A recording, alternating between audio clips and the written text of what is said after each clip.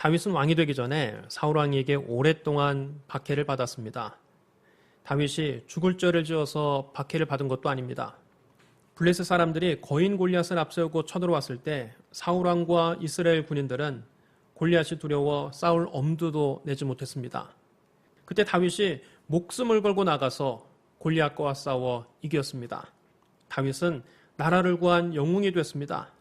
이스라엘 군대가 승전하고 돌아올 때 이스라엘 모든 성읍에서 여인들이 나와서 춤추고 노래하며 군대를 환영했습니다. 그때 여인들이 이런 노래를 불렀습니다. 사울이 죽인 자는 천천히요 다윗은 만만히로다. 이 노래가 사울 왕을 불쾌하게 했습니다. 사울 왕이 부하들에게 크게 화를 내며 말했습니다.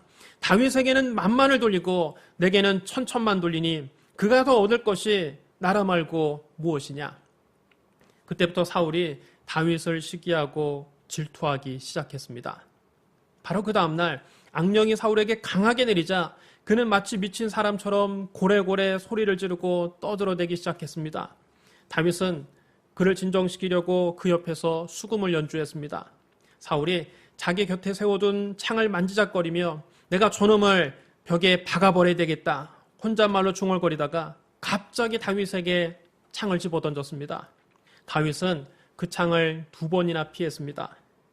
사울은 다윗을 블레셋 사람들의 손에 죽게 하려고 최전방으로 발령을 내기도 했습니다. 다윗이 전방에서 군대를 끌고 출전하면 하나님이 그와 함께 계셨기 때문에 그는 어디를 가든지 항상 이겼습니다.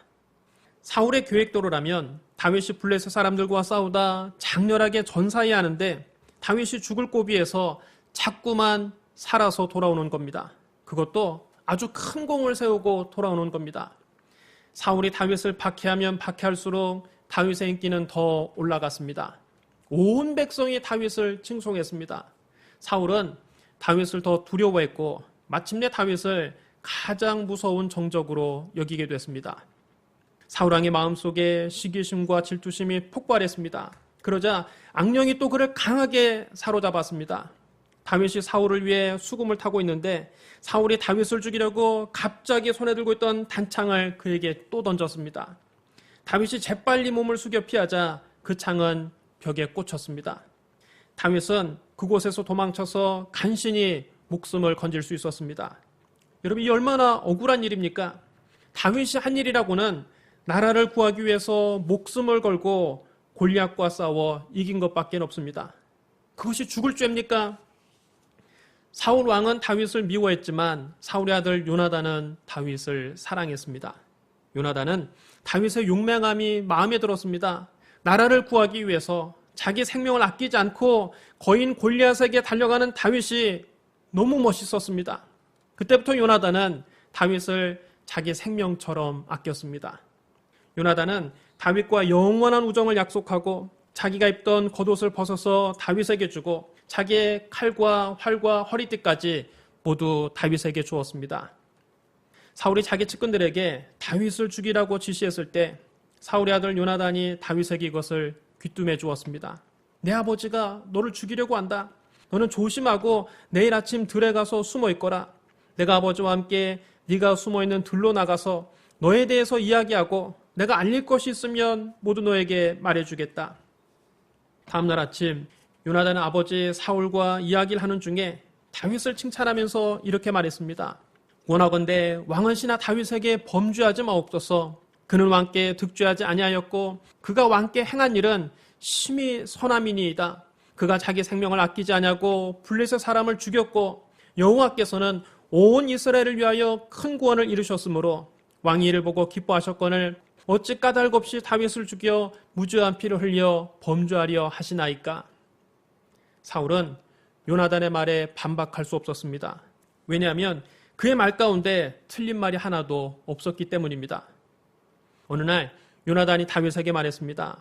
이스라엘 하나님 여호와께서 증언하시거니와 내가 내일이나 모레 이맘때에 내 아버지를 살펴서 너 다윗에 대한 의향이 선하면 내가 사람을 보내어 너에게 알리지 않겠느냐.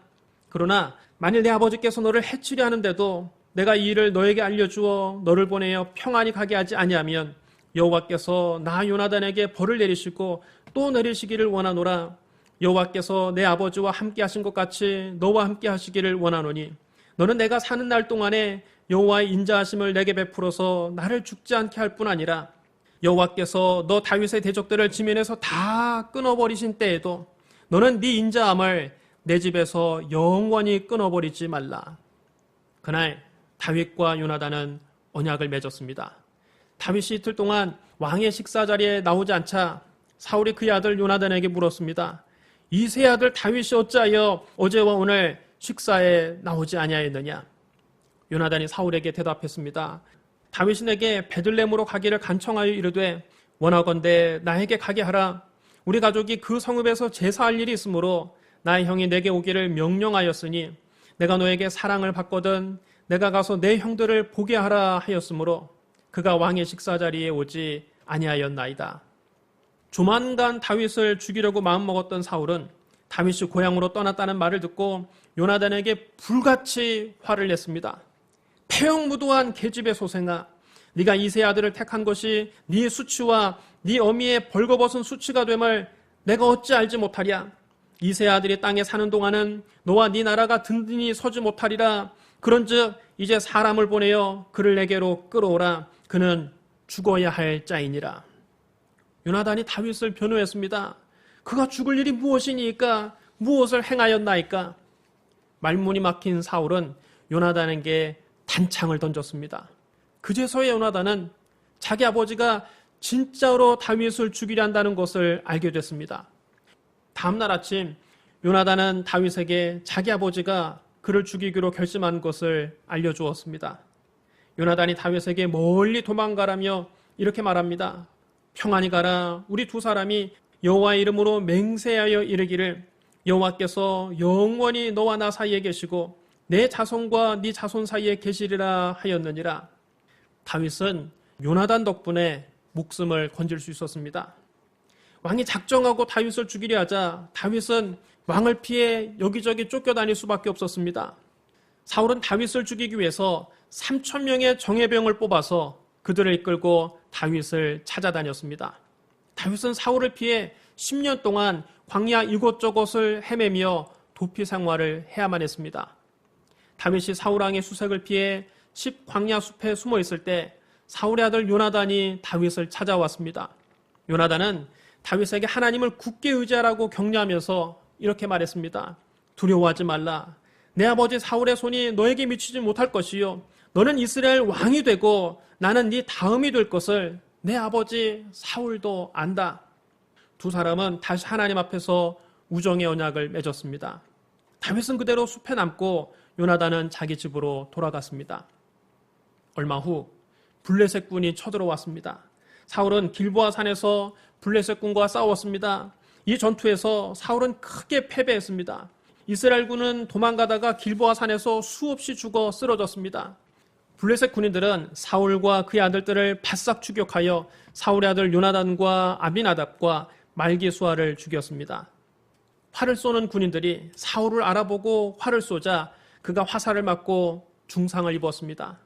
사울은 자기가 더 살 가망이 없음을 알고 무기를 들고 따라다니는 부관에게 명령했습니다. 네 칼을 빼어 그곳으로 나를 찌르라. 할례 받지 않은 자들이 와서 나를 찌르고 모욕할까 두려워하노라. 하지만 사울왕의 부관은 너무 두려워서 감히 그렇게 하지 못하고 부들부들 떨기만 했습니다. 그러자 사울은 자기 칼을 뽑아서 그 위에 엎드려서 자결하고 말았습니다. 그때 요나단에게는 아들이 하나 있었습니다. 이름은 무비보셋입니다. 사울과 요나단이 길보아 전투에서 전사했을 때 무비보셋은 5살이었습니다. 이스라엘이 전쟁에서 크게 패하고 사울과 요나단이 모두 죽었다는 소식을 듣고 유모가 무비보셋을 안고 급히 도망가다가 그만 아이를 떨어뜨려서 두 다리를 모두 절게 됐습니다. 한편 다윗은 사울 왕이 죽었다는 소식을 듣고 도피 생활을 청산하고 유다로 돌아왔습니다. 다윗이 자기 부하들과 함께 헤브론에 살 때 유다 사람들이 찾아와서 다윗에게 기름을 부어 그를 유다의 왕으로 삼았습니다. 다윗은 유다의 왕으로서 7년 6개월 동안 헤브론에서 다스렸습니다. 사울의 아들 이스보셋마저 죽자 이스라엘 모든 지파가 헤브론에 있는 다윗을 찾아와서 그에게 기름을 부어 다윗을 이스라엘 왕으로 삼았습니다. 왕이 된 다윗은 예루살렘을 쳐서 점령하고 다윗성이라고 불렀습니다. 다윗은 언약궤를 다윗성으로 옮겨왔습니다. 하나님께서 다윗과 함께 하셔서 다윗이 주변의 모든 원수들을 굴복시켰습니다. 다윗은 블레셋 사람들을 쳐서 항복을 받아냈습니다. 모압 사람들은 다윗의 종이 되어 그에게 조공을 바쳤습니다. 아람 사람들도 다윗의 종이 되어 그에게 조공을 바쳤습니다. 에돔 사람들도 다윗의 종이 됐습니다. 이처럼 다윗이 어디를 가든지 하나님께서 이기게 하셨습니다. 다윗은 왕이 된 후 모든 백성을 공평과 정의로 다스렸습니다. 수리의 아들 요압은 군사령관이 되었습니다. 아힐루의 아들 여호사밧은 역사 기록관이 되었습니다. 아히두베의 아들 사독과 아비아달의 아들 아히멜렉은 제사장이 됐습니다. 스라야는 서기관이 됐습니다. 여호야다의 아들 브나야는 그렛 사람과 블렛 사람의 지휘관이 됐습니다. 다윗의 아들들은 자문관이 됐습니다. 다윗이 이스라엘 왕이 된 후 이스라엘의 국력은 사울 때와는 비교할 수 없을 정도로 강력해졌습니다. 나라가 안과 밖으로 모두 안정됐습니다. 세월이 흘러 다윗은 이제 자기 왕궁에서 평안하게 살게 됐습니다. 다윗이 왕이 되어 나라 안팎을 다니며 바쁘게 일할 때는 잊고 살았는데 이제 좀 여유가 생기자 문득 요나단이 떠올랐습니다. 하루는 다윗이 신하들에게 물었습니다. 사울의 집에 아직도 남은 사람이 있느냐? 내가 요나단으로 말미암아 그 사람에게 은총을 베풀리라. 마침 사울 집안에서 종노릇을 하던 시바라는 사람이 있어서 사람들이 그를 불러 다윗에게 데리고 왔습니다. 네가 시바냐? 네, 그러합니다. 사울의 집에 아직도 남은 사람이 있느냐? 내가 그 사람에게 하나님의 은총을 베풀고자 하노라. 요나단의 아들 하나가 있는데 다리 저는 자니이다. 그거 어디 있느냐? 로드발 암미엘의 아들 마길의 집에 있나이다. 다윗이 왕이 되자 사울의 손자 무비보셋은 요단 동편 로드발에 숨어 살았던 겁니다. 고대 사회에서 왕조가 바뀌면 이전 왕가 사람들은 멸문을 당하게 됩니다. 아버지, 아들, 손자까지 3족을 멸하여 그 집안이 다시 일어설 수 없게 하는 겁니다. 정적이 될 사람들을 몰살시켜서 미리 후환을 없애는 겁니다. 이런 일이 너무나 일반적이었기 때문에 다윗이 왕위에 오르자 사울의 손자 무비보셋은 요단강을 건너가서 로드발에 있는 마길의 집에 숨어서 죽은 듯 지냈습니다. 다윗이 사람을 보내서 그를 데려왔습니다. 사울의 손자이자 요나단의 아들인 무비보셋은 다윗 앞에 나올 때 마치 사형수가 형장에 끌려 나오는 것처럼 바들바들 떨었습니다. 무비보셋은 얼굴을 땅에 대고 다윗 앞에 엎드려 절했습니다. 네가 무비보셋이냐? 다윗이 묻자 무비보셋은 두려워 감히 얼굴을 들지 못하고 대답했습니다. 보소서, 저는 전하의 종이니이다. 무비보셋이 사시나무 떨듯 바들바들 떨자 다윗이 인자한 목소리로 그에게 말했습니다. 무서워하지 말라. 내가 반드시 네 아버지 요나단으로 말미암아 너에게 은총을 베풀리라. 내가 네 할아버지 사울의 모든 밭을 다 너에게 도로 주겠고 또 너는 항상 내 상에서 떡을 먹을지니라. 무비보셋은 자기 귀를 의심했습니다. 다윗 왕이 자기를 죽일 줄 알았는데 오히려 할아버지 사울의 밭을 다 자기에게 돌려주겠다는 겁니다. 게다가 항상 왕과 겸상해서 함께 식사를 하자는 겁니다. 그것은 왕의 아들들만 누릴 수 있는 특권이었습니다. 자신은 패족이라 그럴 자격이 전혀 없는데 다윗 왕이 자기를 왕자들과 똑같이 대우하겠다는 겁니다. 무비보셋은 다윗이 자기에게 베푸는 은혜에 감격해서 넙죽절하며 말했습니다. 이 종이 무엇이기에 왕께서 죽은 개 같은 나를 돌아보시나이까? 그때부터 무비보셋은 다윗의 식탁에서 왕자들과 함께 식사했습니다. 여러분, 사울은 다윗을 오랜 세월 괴롭혔습니다. 사울은 다윗을 몇 번이나 죽이려 한 원수입니다. 무비보셋은 그 원수의 손자입니다. 다윗이 사울에게 당한 것을 생각하면 무비보셋을 능지처참해도 모자랍니다. 하지만 다윗은 속 좁게 그에게 복수하지 않았습니다. 오히려 다윗은 원수의 손자 무비보셋을 거두어 자기 아들처럼 보살폈습니다. 이것이 다윗의 위대한 점입니다. 다윗은 정말 큰 그릇입니다. 하나님께서 왜 다윗을 가리켜 내 마음에 맞는 사람이라고 하셨는지 알 것 같습니다. 다윗은 하나님 마음을 꼭 닮았습니다. 태초에 하나님이 천지를 창조하셨습니다. 하나님은 말씀으로 세상을 창조하셨습니다. 하나님께서 빛이 있으라 하심에 빛이 있었습니다. 하나님이 말씀하시면 무엇이든지 그대로 되었습니다. 그런데 하나님께서 사람을 창조하실 때는 특별한 정성을 쏟으셨습니다. 성부와 성자와 성령 삼위일체 하나님께서 사람을 창조하실 때 서로 이렇게 말씀하셨습니다. 우리의 형상을 따라 우리의 모양대로 우리가 사람을 만들고 그들로 바다의 물고기와 하늘의 새와 가축과 온 땅과 땅에 기는 모든 것을 다스리게 하자. 하나님은 하나님의 형상과 모양대로 사람을 창조하셨습니다. 하나님께서 왜 사람을 당신의 형상대로 만드셨을까요? 하나님은 사람을 영적인 존재로 만드셔서 사람과 친밀한 교제를 나누기 원하셨던 겁니다. 하나님께서 땅의 흙으로 사람을 지으시고 생명의 숨을 그 코에 불어넣으시니 사람이 생명이 되었습니다. 하나님께서 사람을 창조하시되 남자와 여자로 창조하셨습니다. 하나님은 사람을 창조하시자마자 그들에게 복을 주셨습니다. 창세기 1장 28절입니다. 하나님이 그들에게 복을 주시며 하나님이 그들에게 이르시되 생육하고 번성하여 땅에 충만하라. 땅을 정복하라. 바다의 물고기와 하늘의 새와 땅에 움직이는 모든 생물을 다스리라 하시니라. 하나님께서 사람에게 땅과 모든 생물을 맡기셨습니다. 하나님의 형상을 지닌 사람이 하나님을 대신해서 땅과 모든 생물을 지혜롭게 관리하라고 맡기신 겁니다.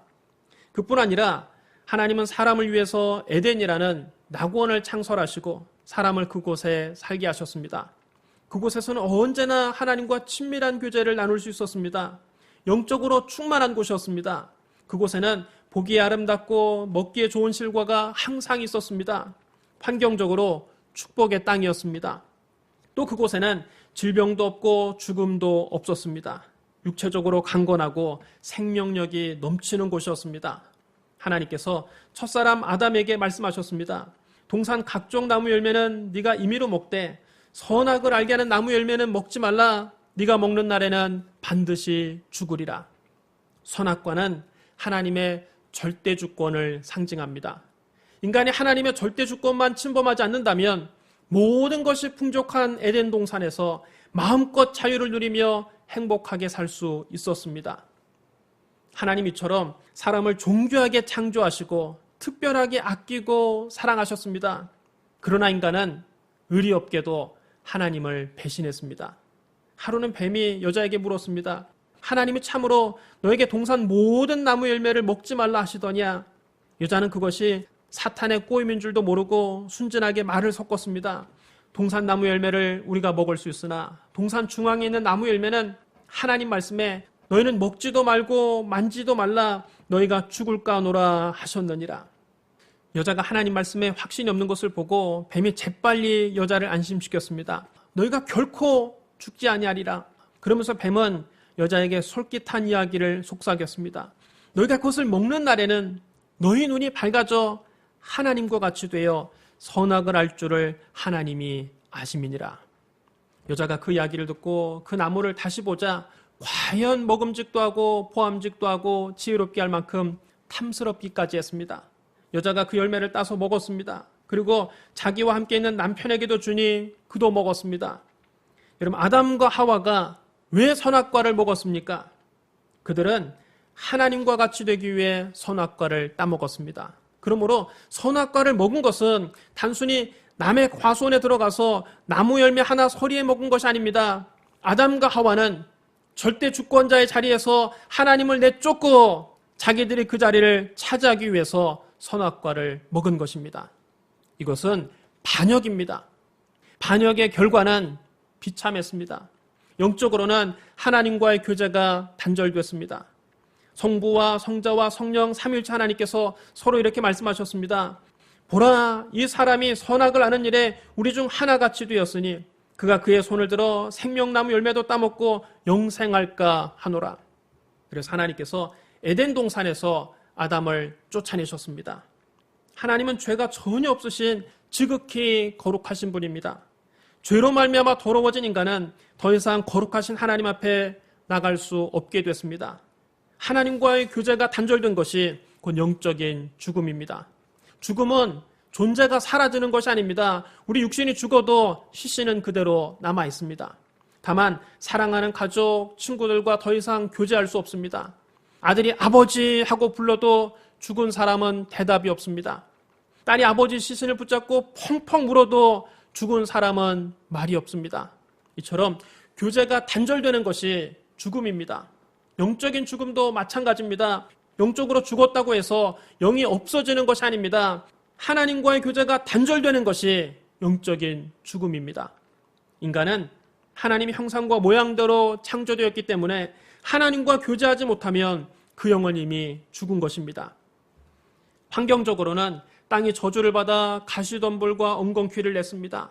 하나님은 아담에게 말씀하셨습니다.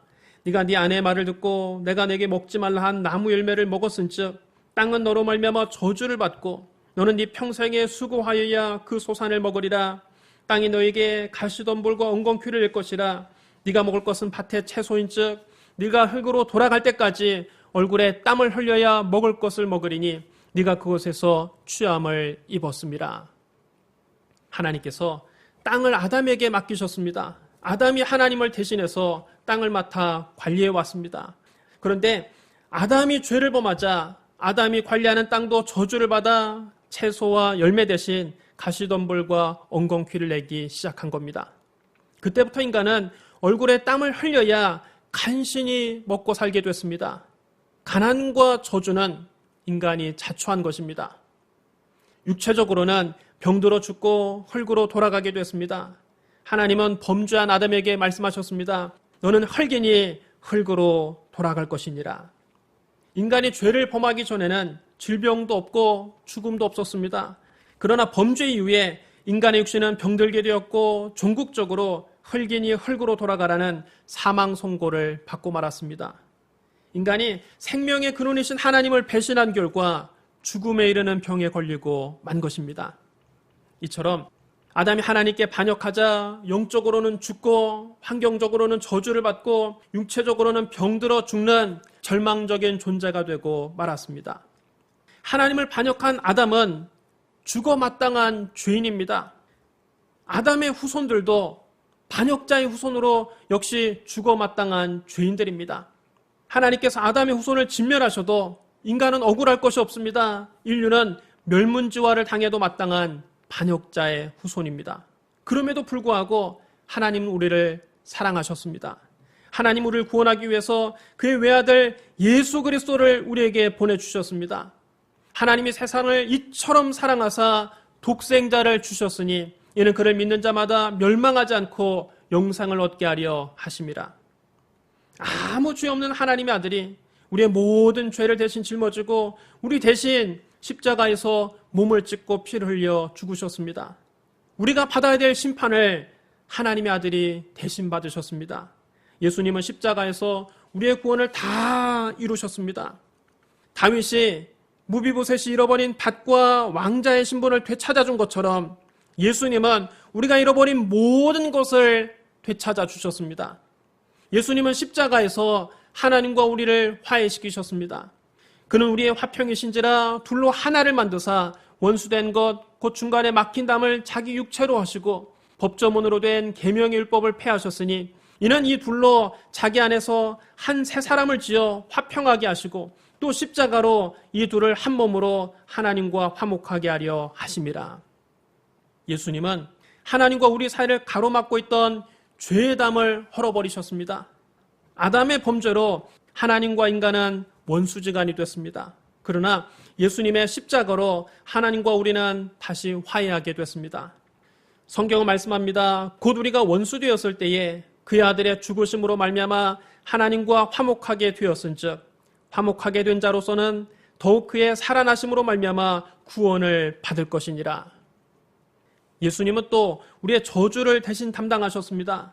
로마 군인들은 예수님을 희롱하기 위해서 가시로 왕관을 엮어 예수님 머리에 씌웠습니다.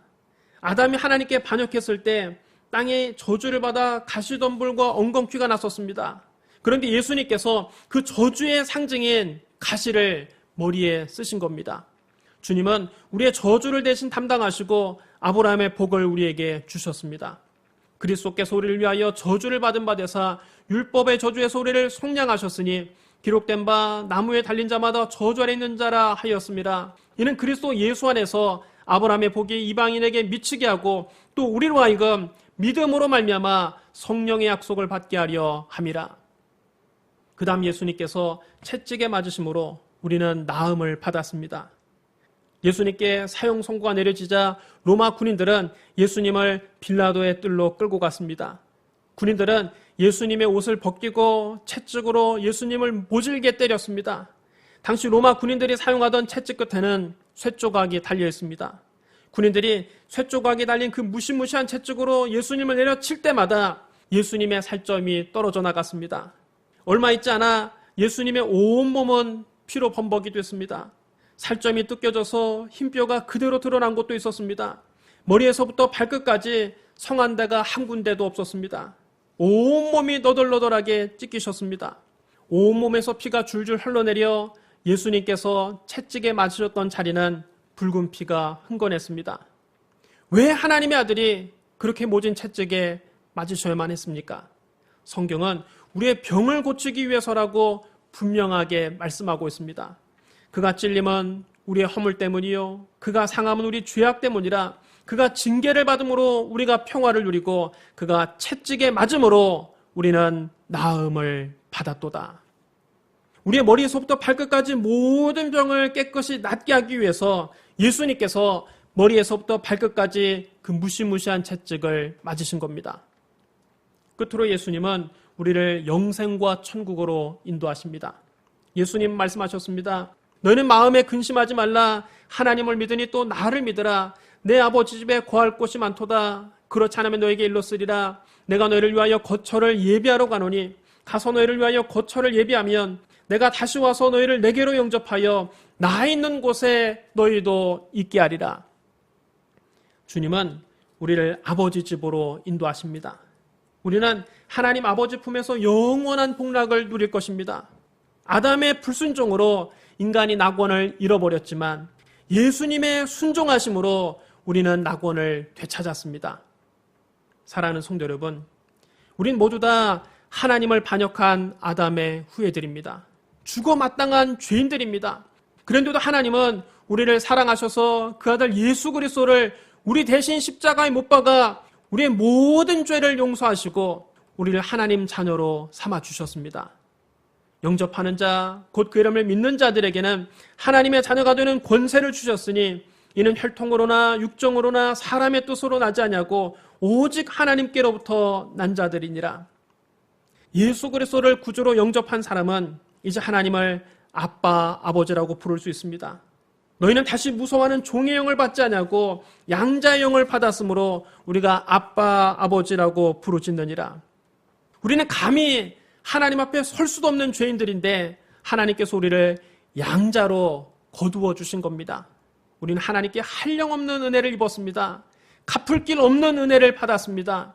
하나님이 크신 사랑에 감사하고 예수 그리스도의 십자가 안에 늘 감격하며 신앙생활하는 저와 여러분이 되시기를 주님의 이름으로 축원합니다.